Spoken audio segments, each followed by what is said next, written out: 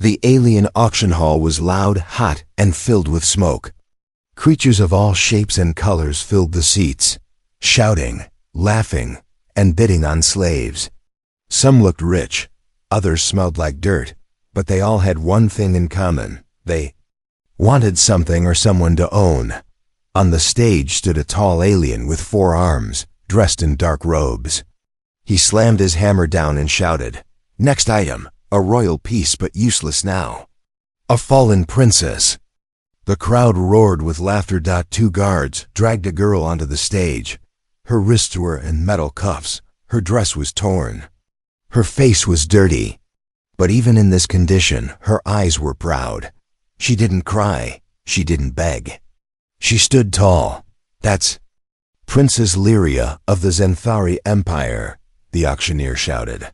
"Once heir to a powerful throne, now nothing but a slave." The aliens cheered, throwing things at her feet. Some spit. Others called her names. Lyria didn't react. She stared into the distance, thinking of her home, her family, her lost honor. She was captured after her empire fell in battle, the auctioneer said. No power, no army, no future. But maybe a good toy for someone rich enough to break. Her pride. A fat alien stood up. 10 credits. 10? Another shouted. 5, she's broken. More laughter. 4 credits. Just feed her to my pets. 3. I just want to make her clean my floor. Lyria stayed silent. Her hands hurt. Her feet were cold. But she didn't show pain. The auctioneer looked annoyed. 3 credits? For a royal? No one answered. Then a voice from the back. I offer 50 credits. The hall went silent. Everyone turned. A human male stepped forward. Tall, strong, with a calm face. He had short, dark hair and wore a worn brown coat. A blaster was strapped to his side. His eyes were serious. Did the human say 50? The auctioneer asked. Yes, the human said. 50, I'll take her. The crowd exploded with questions. Why would a human want her? She's not even pretty anymore. Is this a joke? But the auctioneer didn't care. Sold to the human. Chains rattled as Lyria was pushed toward him. She didn't fight. She just stared at him. You're taking me as your wife? Really? She asked softly. The human met her eyes and nodded once. Yes. Outside the auction hall, the desert wind blew strong. The human walked with Lyria behind him. He didn't pull her chain. He just walked calmly, expecting her to follow. Where are you taking me? She asked. Away from here. Why did you buy me? He looked back for a moment. Because no one else saw what I saw, she frowned. And what? Did you see? A person. Lyria looked down, confused. No one had called her that in a long time. She was used to being called property, slave, garbage. They reached a small ship. Simple, but clean. He helped her inside. You can sit, he said. She didn't move. He sighed and handed her a water bottle. Drink. It's safe. Still, she didn't trust him. Is this some kind of trick? No, he said. You're not my prisoner. You're free to leave. If you can survive the desert alone. Lyria looked out at the dry sands, the burning sun, the distant creatures howling. She sat down quietly. The human walked to the controls. My name is Ethan.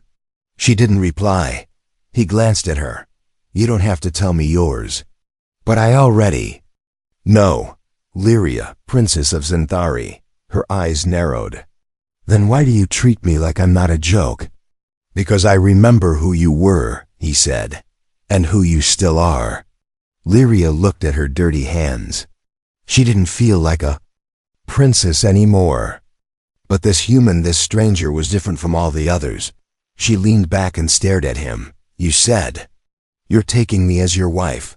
Were you serious? Ethan didn't smile. He just said, yes. She shook her head. That's crazy, maybe, he replied. But sometimes doing the right thing looks crazy. For the first time, something strange filled her chest. Not fear. Not anger. Hope. Asterisk. The first thing she noticed was silence. No shouting. No laughing crowds. No chains pulling her forward. Just silence. Lyria opened her eyes slowly. She was no longer on the auction stage. No longer under alien eyes that wanted to break her. She was inside a small room, warm, quiet, and clean. The floor was smooth metal. The light above was soft. She lay on a bed, a real bed. And over her body was something strange. A blanket. Not a cage, not ropes. A soft, warm blanket. She sat up fast, heart racing. Her hands moved quickly, expecting chains. But the cuffs were gone. She wasn't tied. Lyria looked around and saw a small table with food, bread, fruit, and clean water. She stared at it like it might explode.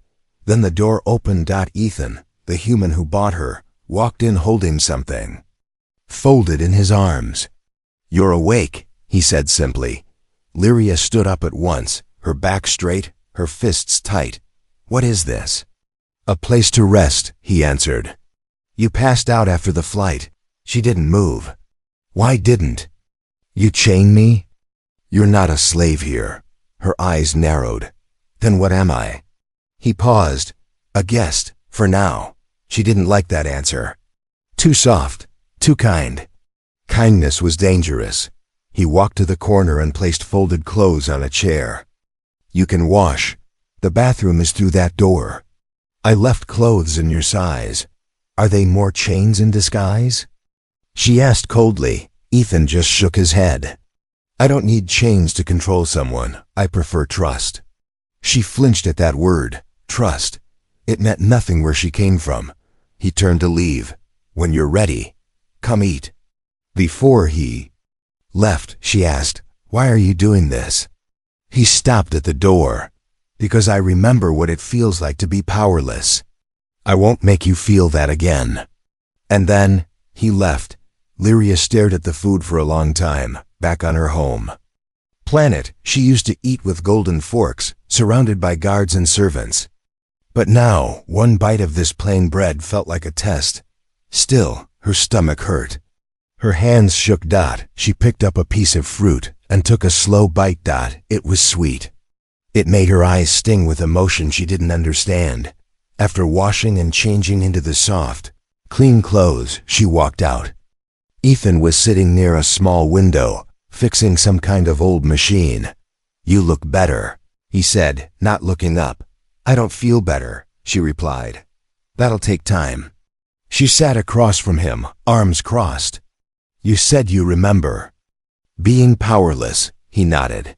"I was a child when your people came to our planet. You don't remember. But I remember you." She raised an eyebrow. "Me? You were there during a peace visit. You helped a hurt boy in the crowd, gave him medicine." "I was that boy." Lyria blinked. She didn't remember. It had been years. She had done many small kindnesses back then, before her empire crumbled. So now, "You feel you owe me?" she asked. Ethan shook his head. "No, I don't believe in debts. I believe in choices. And I chose to help you." She leaned forward. "You still say you want to make me your wife?" He looked her in the eyes. "Yes." She laughed bitterly. "You want to marry a ruined princess? A woman with nothing left?" Ethan didn't flinch. "You're not ruined. You're not nothing. You survived." Lyria felt something shift inside her. Not love, not yet, but something softer than fear. Something warmer than anger. "You're strange, human. And you're strong, princess." She didn't correct him. She let him call her that. For the first time in a long time, it didn't feel like a lie. As the night came, Ethan laid out another blanket on the floor and said, "Take the bed. I'll sleep here." She stared at him, confused. "You're not going to force yourself on me?" His face became serious. "No, I'm not that kind of man." She turned away before he could see the small tear forming in her eye. That night, under the soft blanket, she closed her eyes. And for the first time since losing her kingdom, she slept, not like a prisoner, but like a person. Asterisk, the sound of humming wires and soft tapping filled the room. Ethan was fixing something again, his hands steady, his focus sharp. But he didn't notice that Lyria had been watching him from the shadows for over an hour. She wasn't hiding. She just didn't know how to ask the question burning in her chest. Why him? Why her? Why kindness after all she had lost? She stepped forward. Quietly. You fix things a lot. Ethan looked up, surprised. Old habit, he said, smiling slightly. Machines don't scream or betray you. Lyria sat down across from him. And what about broken people? He paused. That's harder, he said. But not impossible. Later that evening, as the sun dipped below the hills, Lyria stood inside his small cabin, looking at the strange decorations on the shelf. Most were simple. Rocks, worn tools, metal parts. But one object was hidden in a small glass box she opened. It carefully inside was a folded old piece of paper. A drawing crude but filled with effort. It showed a young alien girl kneeling beside a human child, giving him something. Medicine, maybe. Or food. The girl in the drawing had sharp eyes, royal markings, and hair like silver fire. It was her. Lyria froze. Ethan stood behind her, silent. You kept this? She asked, voice low. For years, he answered. I was just a sick boy in the dirt. But you came down from a golden ship. Your guards tried to stop you, but you pushed past them. You knelt and helped me, like I mattered. She stared at the image. I don't remember. That's okay, he said. I never forgot. Lyria's voice cracked. I was a child. That wasn't special. It was to me. She sat down on the floor, legs weak. You became a soldier after that? She asked. No, I became human, he said. Before that, I didn't think aliens cared. But you changed that. You showed me that power doesn't have to mean cruelty. She looked away, guilt on her face. But my people destroyed your world later, didn't they? Yes, Ethan said honestly. But you didn't. And even if you had, I saw your heart that day. That's the part I remember. She hugged her knees. I'm not that girl anymore. Then become someone better. Lyria's eyes welled with tears. You talk like I'm worth saving. You are. The fire crackled in the room that night as the silence grew heavy, not painful, not awkward. Just full of things left unsaid. Do you still want me as your wife? She whispered. Ethan looked into her eyes. Only if you choose it freely. She blinked in confusion. But you already bought me. I didn't buy a wife, he replied. I saved someone who once saved me. That line hit her like lightning. No one had ever said that before. Not her parents. Not her generals. Not her so-called royal friends. He didn't see her as a tool, a trophy, or a slave. He saw her. Just her. That night, she stood at his door while he lay on the floor with a blanket. Why didn't you try to sleep beside me? She asked. Because you didn't ask, he said. She hesitated, then whispered, would you hold my hand? Just for a while? He reached up, gently took her hand in his, and held it like it was a treasure. Lyria didn't say anything else. But inside, something fragile began to heal. Asterisk, the night was still, but her mind was not. Lyria lay in the soft bed, staring at the ceiling, hands clenched under the blanket. The stars outside the window blinked quietly, unaware of her storm inside. Her body was warm, her room was safe, but her heart was shaking. Suddenly, a scream tore from her lips. She shot up in bed, chest rising fast, gasping for air. Her hands gripped the sheets like they were falling away.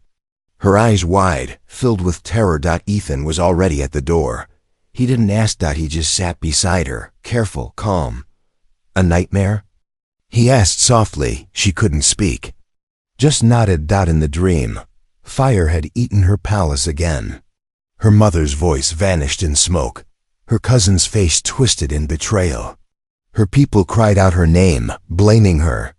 And then silence. She buried her face in her knees. I hate this. I hate being weak. You're not weak, Ethan said. I keep waking up like this, she whispered. Like I'm still in that burning room. Ethan reached out, slowly. His hand didn't grab. It offered. After a long pause, Lyria placed her hand in his. It trembled. He held it steady. You're not in that room anymore, he said. You're here. Minutes passed. Neither spoke. Then, softly, Lyria asked, will you stay? Just for tonight? Ethan nodded and sat on the floor beside her bed, leaning back against the wall. She lay down again, her fingers still wrapped in his. I don't understand you, she whispered. I don't want to be understood, he smiled faintly. I just want you to rest. Hours passed. Lyria didn't dream of fire this time. She dreamed of walking through a quiet forest, green and full of light. And beside her, someone walked calmly, never speaking, never rushing, just there. When she opened her eyes, morning had come. Ethan was still sitting there, asleep, holding her hand. Later that day, Lyria cooked for the first time in years. Badly. Burnt food. Wrong buttons. No flavor. She dropped the pan and cursed. Ethan walked in, sniffed the air, and smiled. Smells like ambition. Lyria glared at him, cheeks red. Say one more word and I'll throw this at you. He laughed. It was the first time he'd heard her laugh too, even if she tried to hide it. That afternoon, she stood outside the cabin, watching the wind dance through dry grass. Her hair blew gently. The sky was soft blue. She didn't feel like a princess. She didn't feel like a prisoner. She felt like someone starting over. Ethan walked up beside her. You've been quiet. I'm thinking. Dangerous. She smiled again. I was thinking, maybe I don't hate this place. He looked at her. And me? Lyria looked away. I haven't decided yet, he chuckled. Fair. Then she turned to him. But I do know this. What? I trust you. Those words struck deeper than any title, deeper than her crown ever had, because this time, she wasn't saying it as a royal. She was saying it as herself. Asterisk, the first sign of danger was not a sound, it was the silence. A heavy, sharp silence that crept into the room like a shadow. Ethan froze mid-bite at the small breakfast table, his eyes narrowed. Lyria stopped washing the plate in her hands. Her ears twitched. She felt it too. Something was wrong. Then came the sound. A soft hum, faint, but growing louder. Not from the house. From the sky. Ethan stood quickly and moved to the window. His face turned grim. Get away from the window, he said. Lyria followed his gaze and her heart dropped. A black ship hovered over the nearby hills. Its shape was cold and sharp, glowing with royal Zenthari symbols. Her people. No. Not her people. Her enemies. Her past. They had found her. I thought this place was hidden. She whispered. It is, Ethan said. But someone must have tracked the auction. Lyria's mind raced. Her cousin, the new king. He must have discovered she was alive. And he wasn't here for love or mercy. He was here to drag her back. Or silence her for good. They won't leave without me, she said quietly. Then they'll have to go through me, Ethan replied, walking toward a locked chest in the floor. He opened it, revealing a small armory, weapons, old gear, a blaster rifle, and a strange energy shield. You kept this hidden? She asked. Wasn't planning to fight again, he said. But plans change. An hour later, the ship landed near their home. Lyria and Ethan stood outside, waiting. 6 alien soldiers marched out, tall, armored, cold. Behind them walked a slim alien figure in golden robes. His voice was smooth and fake, like poisoned honey. Princess Lyria, he said. What a joy to see you again. Your cousin sends his love. Lyria didn't speak. The man's smile faded. He demands your return. Alive or Not. Ethan stepped forward. She's not going anywhere. One of the soldiers raised a weapon. So. Did Ethan. Lyria moved in front of him. No, she said. This is my fight, the officer smirked. You? You don't even have a throne. She stood tall. No, but I have something better, a reason to stand. Then came the first shot. The blast missed Ethan by inches. Dust exploded behind him. In a heartbeat, the peaceful cabin became a battlefield. Ethan. Dove, firing back. The energy shield flared around him. Lyria grabbed a weapon from his side, her training as a former royal fighter kicking in. Together, they fought like two who had nothing to lose, but everything to protect. One by one, the enemy soldiers fell, but not without damage. Ethan was hit in the side. He dropped to one knee, groaning. Ethan! Lyria screamed, firing over his shoulder. The officer ran toward her. Dagger raised, but she spun and struck him with the butt of her rifle. He fell, unconscious. Then silence again. This time, it was peace. Lyria knelt beside Ethan. His shirt was soaked in blood. Stay with me, she shouted. He smiled weakly. You fight better than I expected. She laughed through tears. Don't die now. I haven't even said yes yet. To what? Being your wife. He blinked slowly. You just want my food. Maybe, she whispered, holding his hand. But mostly, I want you. That night, she didn't sleep. She sat by his side, watching him breathe. Once, she had been a princess with everything and no freedom. Now she had nothing but someone who gave her a reason to fight. And this time, she would never run again. Asterisk. Blood dripped from his side. Smoke rose from the broken field, and in that moment, with the sun setting behind the hills, the world seemed to pause. Lyria stood over Ethan, his body weak but breathing. Around them lay fallen soldiers, broken weapons, and the ashes of what used to be a quiet home. She had seen battle before on palace grounds, in royal war rooms, through digital screens. But this was the first time someone had bled for her. I have to stop the next wave, Ethan whispered. Coughing, you need a medic, Lyria said, pressing on his wound. No time. He'll send more. He was right. Above, in the darkening sky, two more ships approached. Royal attack cruisers. Her cousin wasn't just sending soldiers now, he was sending a message. Bring her back, or burn the planet. Lyria stood slowly. Tears burned her eyes, but her voice was clear. Then I fight. Ethan looked up at her, confused. You're hurt, she said. So I'll defend you this time. He tried to speak, but she was already moving, grabbing armor, loading weapons, locking the doors. May have lost my throne, she said, but I haven't lost my fire. The cruisers landed with a roar, dust exploding into the air. Dozens of soldiers stepped out, aiming rifles, their faces cold, and standing in front of the house was one alien woman with royal blood, dirty clothes, and a burning heart. Lyria. She raised her voice. I am Lyria of Zenthari, and I am not your prisoner.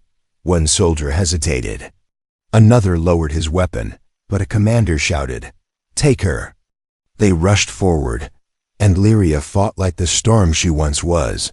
She used every move from her royal training, every trick she had watched in the palace war games.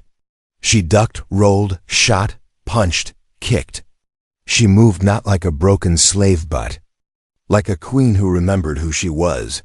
Behind her, Ethan, still bleeding, set traps. Blasters rigged to fire. Smoke bombs to confuse. Together, they fought as one. Not perfect, not professional, but powerful, because they were fighting for each other. The battle dragged into the night. The moon hung high, watching in silence. Then finally, the last enemy dropped. The field fell quiet again. Lyria dropped to her knees beside Ethan, shaking. It's over, she said, tears falling onto his chest. Ethan smiled faintly. Told you you were strong. You almost died. I knew. You'd protect me. Lyria placed her forehead against his.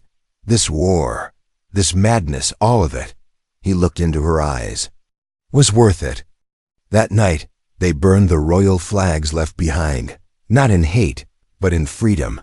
Lyria stood in the firelight, blood on her arms, wind in her hair, and said one thing: no one will ever own me again. And Ethan, smiling even in pain, whispered, "That's my wife." Asterisk, the dress wasn't made of gold. There was no crown, no alien guards, no royal horns, no cheering crowds, but as Lyria stepped barefoot onto the grassy hill, wearing a plain white dress stitched by human hands, she had never felt more like a queen, not because of her clothes, but because of the man waiting for her at the altar. Ethan. The wind played with her silver hair as birds flew above, circling the quiet blue sky. A small group of people, humans, and a few trusted alien friends stood in a circle, smiling warmly. There were no cameras, no politics, just real smiles, real hearts, and one human standing with a small ring in his hand, his side still bandaged from the wounds he took for her. "You sure about this?" he asked with a teasing grin. I nodded. "You already survived a royal army for me. You can survive marriage." The crowd laughed. But their eyes never left each other. The old farmer, performing the ceremony, cleared his throat. "Do you, Ethan Cole, take this woman, not as property, not as a prize, but as your equal, your partner, and your heart?" "I do," Ethan said, without blinking. "And you, Lyria of Zenthari," the farmer said, "do you take this man not as a servant, not as a shield, but as your home, your truth, and your heart?" Lyria took a slow breath. "I do." He slipped the ring onto her finger. She held his hand with both of hers, and for the first time since her world fell apart, she cried, but these were not tears of pain. They were tears of peace. After the ceremony, the guests shared food, music, and laughter. Lyria sat close beside Ethan, her head resting on his shoulder. "Do you know what today means?" It means I didn't just survive, I lived," he smiled. "And you're not a runaway princess anymore." "No," she whispered. "I'm a woman who chose her future." Back at the small home they rebuilt with their own hands, Lyria placed her old royal ring, scratched and faded, inside a box. She closed it gently and set it on a shelf. That past, that pain, was done. Now she wore a simple human band. But to her, it held more power than any crown ever did. Months passed. The royal court on her homeworld tried to reclaim her, to offer deals, even threats, but she never returned. She didn't need a throne. She had a garden, a warm bed, and a husband who once said, "You're not nothing, you're someone." And she finally believed it. One night, she stood at the edge of the porch, looking up at the stars. Ethan stepped beside her. "What are you thinking about?" he asked. Lyria smiled. "About how I was sold like an object, but walked away as a wife." Ethan chuckled. "You still talk like a princess." She looked at him.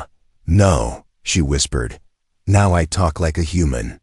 And under the stars, he kissed her, gentle, slow, and true, not because he bought her, but because they chose each other. Asterisk.